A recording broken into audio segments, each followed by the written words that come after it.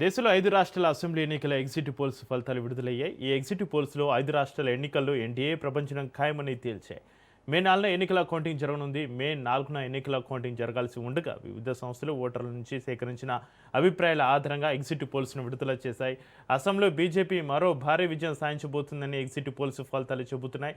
రాష్ట్ర ముఖ్యమంత్రి హేమంత్ శర్మ నేతృత్వంలోని ఆ పార్టీ మరోసారి అధికారంలోకి రావచ్చు.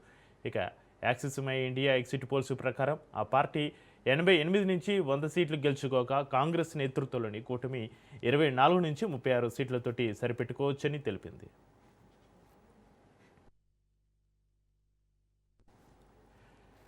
ఇక పశ్చిమ బెంగాల్ రెండో దశ పోలింగ్ ముగిసిన తర్వాత ఎగ్జిట్ పోల్స్ ప్రకారం టీఎంసీ బీజేపీ మధ్య పోటీ కనిపిస్తుంది. అధిక సంఖ్యలో పోలింగ్ శాతం నమోదు కావడం, ముఖ్యంగా మహిళా ఓటర్లు పాల్గొనడం ఫలితాలపైన ప్రభావం చూపే అవకాశం ఉంది అంటున్నారు. ఇక తమిళనాడులోని 234 నియోజకవర్గాల్లో ఒకే దశలో జరిగిన ఎన్నికల్లో 82% పైగా ఓటింగ్ నమోదైంది. ఎగ్జిట్ పోల్స్ ప్రకారం డీఎంకే ఆధిక్యం కొనసాగుతుందని అంచనాలు ఉన్నాయి. అదే సమయంలో టీవీకే విజయ్ బీజేపీ కూడా కొన్ని ప్రాంతాల్లో ప్రభావం చూపే అవకాశం ఉందని సూచనలు వెలువడుతున్నాయి.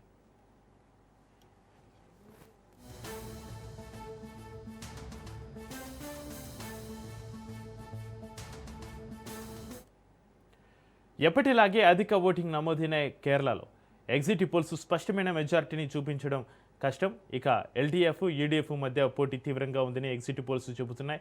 ఈ రాష్ట్రంలో ఓటర్ల అభిప్రాయం చివరి నిమిషంలో మారే అవకాశం ఉంది అంటున్నారు. ఇక 85% పైగా పోలింగ్ నమోదైన అస్సాంలో బీజేపీ ఆధిక్యం కొనసాగుతుందని ఎగ్జిట్ పోల్స్ సూచిస్తున్నాయి. కాంగ్రెస్, ప్రాంతీయ పార్టీలతోటి పోటీ ఉన్నప్పటికీ ఎన్డీఏ బలంగా నిలుస్తుందని అంచనాలు ఉన్నాయి.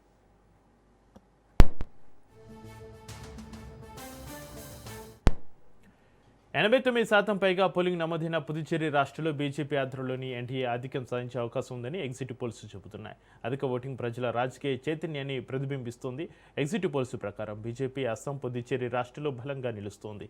తమిళనాడులో డీఎంకే ఆధిక్యం కొనసాగుతుందని అంచనాలు ఉన్నాయి. పశ్చిమ బెంగాల్లో టీఎంసీ, బీజేపీ మధ్య పోటీ, కేరళలో ఎల్డీఎఫ్, యూడీఎఫ్ మధ్య పోటీ కనిపిస్తోంది.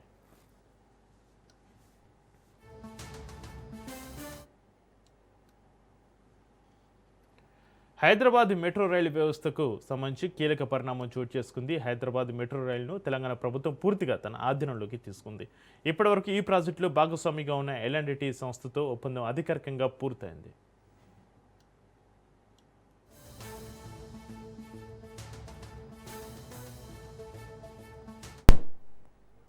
దీని ప్రకారం సుమారు 1461 కోట్ల విలువైన షేర్లు తెలంగాణ ప్రభుత్వానికి బదిలీ అయ్యాయి. దీంతో మెట్రో రైలు నిర్వహణ, అభివృద్ధి, భవిష్యత్తు విస్తరణపైన ప్రభుత్వ పాత్ర మరింత పెరగనుంది.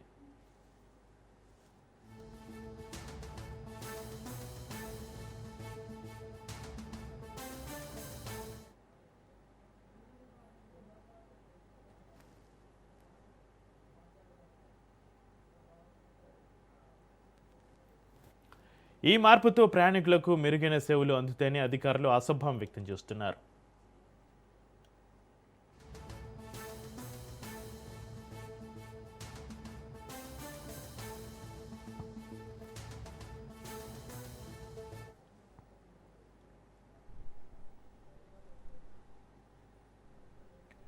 ఉద్యోగులు, రిటైర్డ్ సిబ్బందికి సంబంధించిన బకాయిలను తీర్చేందుకు రాష్ట్ర ప్రభుత్వం కీలక నిర్ణయం తీసుకుంది. ఈ క్రమంలో ప్రభుత్వం తాజాగా 1000 కోట్లను విడుదల చేసింది.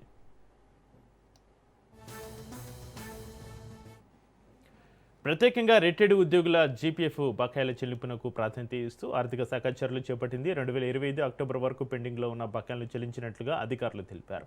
ఇప్పటి వరకు నెలకు 700 కోట్ల వరకు మాత్రమే చెల్లింపులు జరుగుతుండగా వాటిని ఇప్పుడు 1000 కోట్లకు పెంచినట్లుగా ప్రభుత్వం వెల్లడించింది. దీంతో ఉద్యోగులు, అదేవిధంగా పింఛన్దారులకు ఉపశమనం లభించనుంది. ఈ నిర్ణయంతో వేలాది మంది ఉద్యోగులు, ముఖ్యంగా రిటైర్డ్ సిబ్బంది ఆర్థికంగా కొంత ఊరట పొందనున్నారు.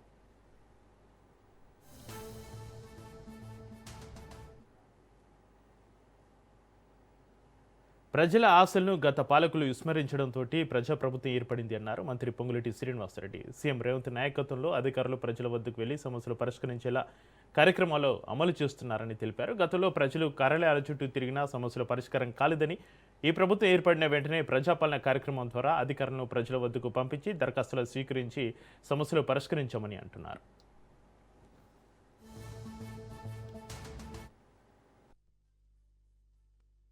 ప్రాంతానికి వెళ్లి ప్రజలు వారి చెప్పులు అడిగిందాక అధికారుల చుట్టూ తిరగకుండా ఉండే విధంగా ప్రభుత్వం ఏర్పడిన మొదటి 2 రోజుల్లోనే ఈ ప్రజాపాలన కార్యక్రమంలో ప్రతి రెవెన్యూ, ప్రతి గ్రామానికి, ప్రతి గ్రామ పంచాయతీకి అధికారుల్ని మీ దగ్గరకు పంపించి మీ సమస్యలు ఆనాడు తీసుకున్నాం. వాటిలో చాలా వరకు సమస్యలను పరిష్కరించాం. ఇంకా ఈ సమస్యలు అనేవి నిరంతరము ఉండే మాట వాస్తవం. వీటిని కూడా పరిష్కరించాలని మళ్ళీ 99 రోజుల కార్యక్రమాన్ని చేపట్టి ఈ ప్రజాపాలన అదే రకంగా ప్రగతి ప్రణాళిక కార్యక్రమాన్ని చేపట్టి దాంట్లో భాగంగా మీ శాసనసభ్యుడిగా మన పాలేరు నియోజకవర్గంలో ప్రతి మండలాన్ని 3 క్లస్టర్లుగా ఏర్పాటు చేసి ఈ 3 క్లస్టర్లలో ప్రజా దర్బారు కార్యక్రమాన్ని జిల్లాలోని ఉన్న ఉన్నతాధికారులందరినీ పిలిచి రాష్ట్రానికి సంబంధించిన కొంతమంది ఉన్నతాధికారులు కూడా పిలిచి ఈ సమస్యలు ఏవైతే మీ దగ్గర నుంచి అప్లికేషన్ తీసుకుంటున్నామో ఈ తీసుకునే అప్లికేషన్ ని ఇదే టేబుల్ మీద కూర్చొని పరిష్కరించగలిగే వాటిని ఎమ్మటే పరిష్కరిస్తున్నాం. అలా కాకుండా వారం రోజుల్లో పరిష్కరించే సమస్యలు కొన్ని ఉంటాయి, వాటిని కూడా పరిష్కరిస్తున్నాం. 3 నెలలలోపు ప్రతి సమస్యని కూడా వీలైనన్ని సమస్యలు, న్యాయబద్ధమైన సమస్యలని పరిష్కరించే దిశలో ఈ ప్రజా దర్బార్ పనిచేసే కార్యక్రమాన్ని ఈనాడు శ్రీకారం చుట్టి ఇప్పటికి మొన్నొక రోజు 2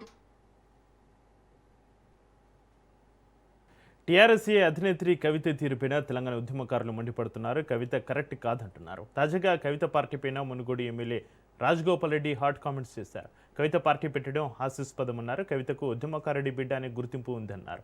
కానీ తండ్రిని తిట్టి కవిత మర్యాద పోగొట్టుకుంది అన్నారు కోమటిరెడ్డి రాజగోపాల్ రెడ్డి. ఉద్యమకారుడైన కేసీఆర్ను తిట్టడం తనకు బాధ కలిగించింది అన్నారు. తండ్రికి విలువ ఇవ్వని మనిషి అమ్మ ఎలా అవుతుందని ప్రశ్నించారు రాజగోపాల్ రెడ్డి. లిక్కర్ స్కామ్లో కవితకు క్లీన్ చీట్ రాలేదు, కేసు పూర్తి కాలేదని గుర్తు చేశారు కోమటిరెడ్డి రాజగోపాల్ రెడ్డి. అలాగే మంత్రి పదవిపైన రాజగోపాల్ రెడ్డి కీలక వ్యాఖ్యలు చేశారు. తనకు అధిష్టానం హామీ ఇచ్చిందన్నారు. తాను మంత్రి అయితే ఆ పదవికి న్యాయం చేస్తారని చెప్పుకొచ్చారు కోమటిరెడ్డి రాజగోపాల్ రెడ్డి.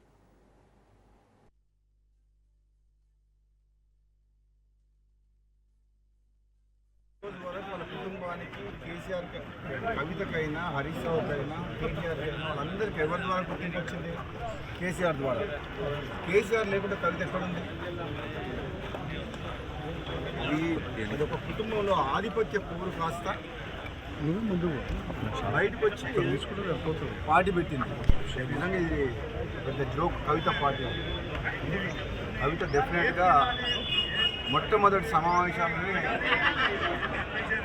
ఒక ఆడకూతురు, ఆడపిల్లకు తండ్రి అంటే ఎంత ప్రేమ ఉండాలి. ముఖ్యంగా తండ్రికి కూతురు అంటే అంతే ప్రేమ ఉంటుంది, కూతుర్లకు కూడా తండ్రి అంటే అంతే ప్రేమ ఉంటుంది. ఆయన ఒక ఉద్యమకారుడు. కేసీఆర్ తెలంగాణ రాష్ట్ర ఏర్పాటులో కృషి చేసిన వ్యక్తి. అటువంటి వ్యక్తిని స్వయాన కూతురే ఆ విధంగా మాట్లాడడం అనేది డెఫినెట్గా ఆమె మొట్టమొదటి సమాజంలో తప్పు చేసింది. దాంతో తెలంగాణ ప్రజలందరూ కూడా ఆలోచించుకుంటారు ఏమని. తండ్రిని గౌరవించుకోలేని మనిషి ప్రజలకు తల్లి ఎట్లయితుంది? అయితే నేను తీవ్రంగా బాధతో చెప్తున్నాను, చాలా తప్పు మాట్లాడింది కవిత. నీకు మీ అన్నతోడు కోపం ఉండొచ్చు, నీకు అధికారం కావాలని ఆశ ఉండొచ్చు, అంతేగాని దానికోసం నువ్వు ఫైట్ చేసి తప్పులేదు. కానీ నువ్వు మీ సొంత కన్న తండ్రిని ఆ మాట అనడము, నువ్వేదో చేస్తా తెలంగాణలో అని అంటే నువ్వు ఎవరు నమ్ముతాను? నేను అసలు యాక్చువల్గా క్లారిటీగా ఇంతవరకు మాత్రం లిక్కర్ కుంభకోణంలో క్లీన్ చీట్ ఎక్కడొచ్చింది? మద్యం కుంభకోణం విషయంలో కోర్టు ఇంకా పెండింగ్లో ఉన్నది. దానికి మంచి ఆధారాలు ఉన్నాయి. ఇప్పటికిప్పుడే మొత్తం తెలంగాణ ఉద్ధరిస్తుంది. తెలంగాణ సంగతి తర్వాత కానీ మేము చాలామంది నువ్వు చూసుకునేటోళ్ళు. కానీ ఫస్ట్ నువ్వు ఆ కేసులకి ఎట్లా బయటపడుతూ అది తీసుకో. ఫస్ట్ అది ఇంకా కేసు క్లోజ్ కాలేదు. నిజంగా ఈ రాజకీయ పార్టీ పెట్టాలంటే 19 గతంలో ఒకసారి కేసీఆర్ అన్నట్టు పార్టీ పెట్టాలంటే పాండవ పెట్టినట్టు అయిపోయింది. మీ దగ్గర పైసలు ఉన్నాయని చెప్పి కొంతమందిని తీసుకుపోయి ఒక ఫంక్షన్ హాల్ తీసుకొని నీకు సోషల్ మీడియాలో చేసుకొని పార్టీ డిక్లేర్ చేసి పడేసింది. అది కూడా పోయిపోయి తెలంగాణ రాష్ట్ర సేన టీఆర్ఎస్ అంట. ఎంత తెలివిగా ఆ పేరును వాడుకొని ఏదో కొన్ని సీట్లు మాట్లాడుకొని మళ్ళీ రేపొద్దున గెలిచి రాజకీయ లబ్ధి కోసం ప్రయత్నించింది తప్పితే కవిత వల్ల ఏమి ఊరు లేవదు. పంటల కొనుగోళ్లపైన తెలంగాణ రాజకీయాల్లో మాటల యుద్ధం కొనసాగుతుంది. కాంగ్రెస్ రైతు డిక్లరేషన్ పూర్తిగా బోగస్ అని బీఆర్ఎస్ నేత హరీష్ రావు తీవ్ర విమర్శలు చేశారు. ధాన్య కొనుగోలు కేంద్రాలకు భారీగా పంట వస్తున్నప్పటికీ ప్రభుత్వం ఇంకా కొనుగోలు ప్రారంభించకపోవడం రైతులను ఇబ్బందులకి నెట్టిస్తుందని ఆయన ఆరోపించారు. అలాగే మిల్లుల వద్ద ప్రతి బస్తాకు 2 కిలోల వరకు తరుగు ఇస్తున్నారని, ఈ విషయంలో ప్రభుత్వం మౌనంగా ఉండడం దురదృష్టకరమని హరీష్ రావు వ్యాఖ్యానించారు. తాలు పేరుతోటి తరుగు తీస్తే తాట తీస్తా అన్న సీఎం వ్యాఖ్యలు ఇప్పుడు ఎక్కడికి పోయాయంటూ ఆయన ప్రశ్నించారు. ఇచ్చిన హామీ ప్రకారం సనవడ్లకు బోనస్ వెంటనే ఇవ్వాలని హరీష్ రావు డిమాండ్ చేశారు.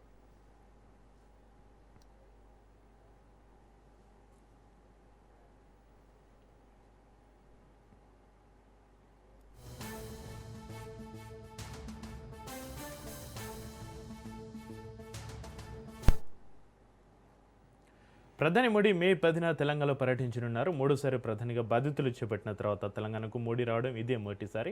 ఈ పర్యటనలో భాగంగా హైదరాబాద్లోని పరేడ్ గ్రౌండ్లో భారీ బహిరంగ సభలో పాల్గొనడంతో పాటు పలు అభివృద్ధి ప్రాజెక్టులను ప్రారంభించనున్నారు. పర్యటనకు సంబంధించి ఏర్పాట్లను బీజేపీ పార్టీ శ్రేణులు ముమ్మరం చేస్తున్నారు. అదేవిధంగా మహబూబ్ నగర్ అనే ప్రాంతంలో చాలా జాతీయ ప్రాజెక్టుని ప్రజలకు అంకితం చేస్తారు, దేశానికి అంకితం చేస్తారు. అదేవిధంగా ఆ రోజు సాయంకాలం పూట అంటే 3 గంటలకు పరేడ్ గ్రౌండ్స్లో ఒక పెద్ద బహిరంగ సభ కూడా జరగబోతా ఉంది. పార్లమెంట్ ఎన్నికలైన తర్వాత మొట్టమొదటిసారిగా నరేంద్ర మోదీ గారు హైదరాబాద్ వస్తున్నారు. తెలంగాణ ప్రజలు వారి రాక కోసం ఎదురు చూస్తూ ఉన్నారు. తెలంగాణ హైదరాబాద్ వారి స్వాగతం కోసం కూడా ఎదురు చూస్తూ ఉన్నారు. ఈ యొక్క కార్యక్రమంలో యువతని, మహిళల్ని, తెలంగాణ ప్రజల్ని కోరుతా ఉన్నాను. పెద్ద ఎత్తున రాండే పెరేడ్ గ్రౌండ్. తెలంగాణ ముఖ్యమంత్రి రేవంత్ రెడ్డిని రాష్ట్ర డీజీపీగా నియమితులైన సివి ఆనంద్ మర్యాదపూర్వకంగా కలిశారు. హైదరాబాద్లోని ఏఐసీసీ కార్యాలయంలో ఈ భేటీ జరిగింది. రాష్ట్రంలో శాంతి భద్రతల పరిరక్షణ, పోలీసింగ్ వ్యవస్థ బలోపేతంపైన ఈ సందర్భంగా చర్చ జరిగినట్లుగా సమాచారం. కొత్త డీజీపీగా సివి ఆనంద్ చేపట్టబోయే విధానాలపైన ఆసక్తి నెలకొంది.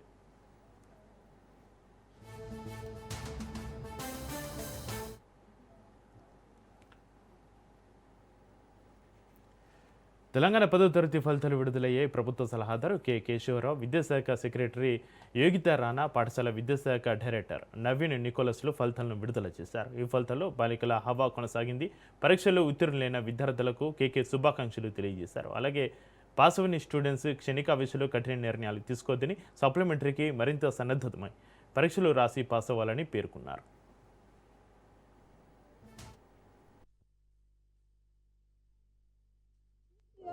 We have a very good pass percentage. This year 95.15 students have passed.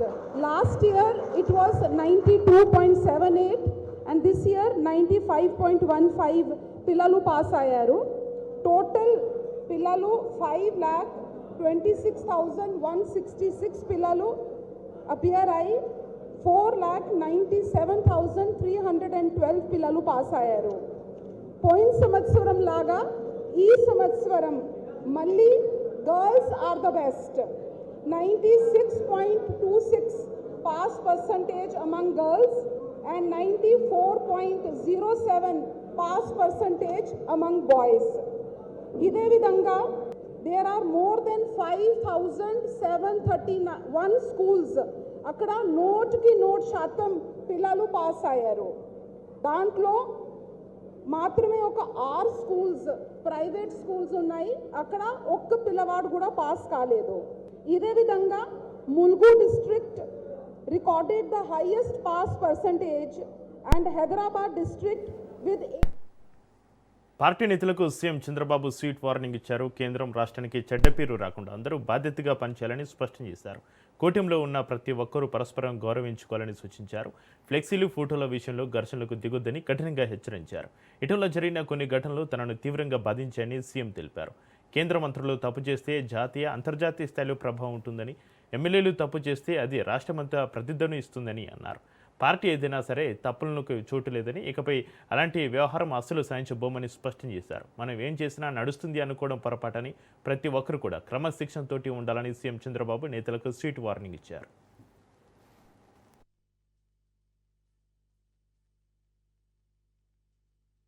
ప్రభుత్వంలో ఎవరు తప్పు చేసినా, అధికార యంత్రాంగం తప్పు చేసినా, నాయకులు తప్పు చేసినా, కార్యకర్తలు తప్పు చేసినా ఆ చెడ్డ పేరు మనకే వస్తుంది. నేను చాలా స్పష్టంగా మిమ్మల్ని అందరినీ కోరుతున్నా, ఈ మధ్య కొన్ని సంఘటనలు జరిగాయి, నేను చాలా బాధపడ్డాను. మీలో కూడా ఒక ఆలోచనలు రావాలి. ఈరోజు మనం అందరం కూడా ఎన్డీఏలో ఉన్నాం. తెలుగుదేశం పార్టీ ఉనికిని కాపాడుకోవాలి, ఎన్డీఏ ఐకమత్యాన్ని కాపాడాలి. అందుకే మీరు వాచ్ చేస్తూ ఉంటారు. నేను కానీ పవన్ కళ్యాణ్ గారు కానీ ఎక్కడికక్కడ కనపడినప్పుడు లేకుంటే ఎప్పటికప్పుడు ఆ రిలేషన్స్ మెయింటైన్ చేస్తాం. ఆ మెసేజ్ని రాష్ట్ర ప్రజానీకానికి ఎప్పటికప్పుడు ఇస్తాం. కార్యకర్తలకు, నాయకులకు సంకేతాలు ఇస్తున్నాం. ఏదో ఎక్కువ సీట్లు వస్తాయని మీరు అతిగా ప్రవర్తిస్తే ఓట్లు పోవడమే కాకుండా పార్టీకి అప్రతిష్ట పాలు వస్తుంది. అవసరమైతే నేను ఒకటే చెప్తున్నా, గతంలో పాలకుల యొక్క గర్వాన్ని చూశాం, అహంకారాన్ని తెలుగుదేశం పార్టీకి గల్లీ పాలిటిక్స్ తెలుసు, ఢిల్లీ పాలిటిక్స్ తెలుసునని ఆ పార్టీ కార్యనిర్వాహక అధ్యక్షుడు మంత్రి లోకేష్ తెలిపారు. ప్రజా సమస్యల పరిష్కారమే ఎజెండాగా ముందుకు సాగుతున్నామన్నారు. టీడీపీ కేంద్ర కార్యాలయంలో నూతన కార్యవర్గ ప్రమాణ స్వీకారం జరిగింది. నిత్యం ప్రజలకు అందుబాటులో ఉండడమే టీడీపీ బలమని అభివర్ణించారు. తనకు ఇచ్చిన పదవితోటి బాధ్యత మరింత పెరిగిందని చెప్పారు. ఒకరిని చేస్తారని అహంకారం తనకు లేదని, అందరం కలిసి పనిచేద్దామని కేడర్కు ఆయన పిలుపునిచ్చారు. అధికారంలోకి తీసుకొచ్చారు మన నాయకుడు అన్న ఎన్టీఆర్. మనకి గల్లీ పాలిటిక్స్ తెలుసు, ఢిల్లీ పాలిటిక్స్ కూడా బాగా అర్థం అవుతుంది.